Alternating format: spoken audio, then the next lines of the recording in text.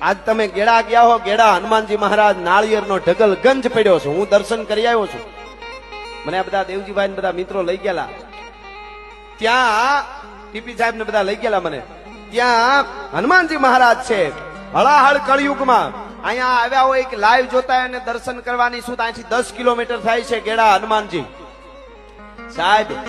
5-10 નાળિયેરનો ઢગલો તમે ક્યાંક કરજો, વગર પલળે વગર વરસાદે નાળિયેર હળી જાય, એમાં ઊંધઈ લાગે, હળી જાય, જીવડા પડે.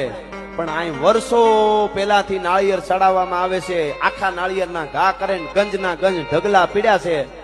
અને અખતરો કરવા જોવા માટે જેસીબી થી અંદરથી નાળિયેર કાઢ્યા ને એ તાજે તાજા એવા ને ઊંધઈની કે હડાની જીવાતની તાકાત નથી કે એમાં પડી શકે એવા ગેડા હનુમાનજી મહારાજ નાળિયેરના ઢગલા પીડ્યા છે.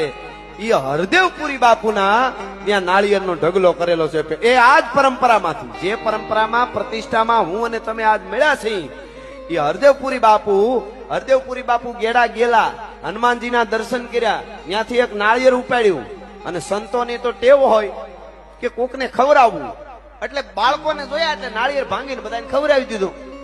અને રાતે હુતા અને ગેડા હનુમાનજી મહારાજ સપનામાં આવ્યા ભાઈ. હા, હનુમાનજી મહારાજ સપનામાં આવ્યા. દેત જ્ઞાન અભય દાન ભગત મગત લગત ધ્યાન ખાન પાન શાન બાન જગત માન પામે અને ગગન લગન કિરત જાય, લગન બગન મગન થાય, બલબડાય સુખ સહાય ભલ ભલાય જામે. એ હનુમાનજી મહારાજ સપનામાં આવ્યા અને કહેવાય છે કે હરદેવપુરી બાપુને એવું કીધું કે તું મારું નાળિયેર શ્રીફળ પૂછ્યા વગર લઈને તે બાળકોને ખવડાવી દીધું છે, ખોટું પાછું નાળિયેર મૂકી જા.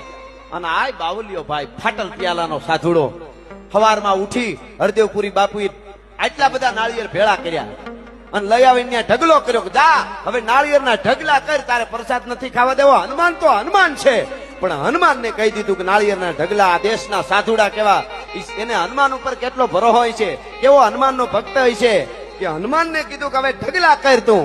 અને તેથી આ જ પરંપરામાંથી જે સાધુ સંતો જે પેઢી ઉતરતી આવે છે, સવાઈગીરી બાપુથી લઈ શંભુગીરી બાપુથી લઈ, એ કહેવાય છે કે એમને પરંપરા વહી આવે. હરદેવપુરી બાપુ કહેવાય છે કે એમણે ઢગલો કર્યો તો નાળિયેરનો, ત્યાં કાયમના માટે તેદુણા નાળિયેર ચડતા આવે છે. અને વચ્ચે કોઈ એવા મોટો અધિકારી કોક આવેલો, એને કીધું કે આ ઢગલો અહીંથી હટાડી લ્યો. અને હટાડવાનો હુકમ કર્યો. બહુ મોટો અધિકારી અને હુકમ કર્યો.